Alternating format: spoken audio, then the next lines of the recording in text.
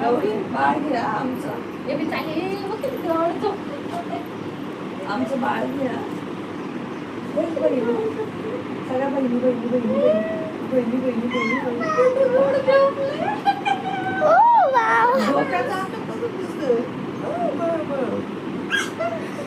गटलं गटलं डोकं बघ तिचं.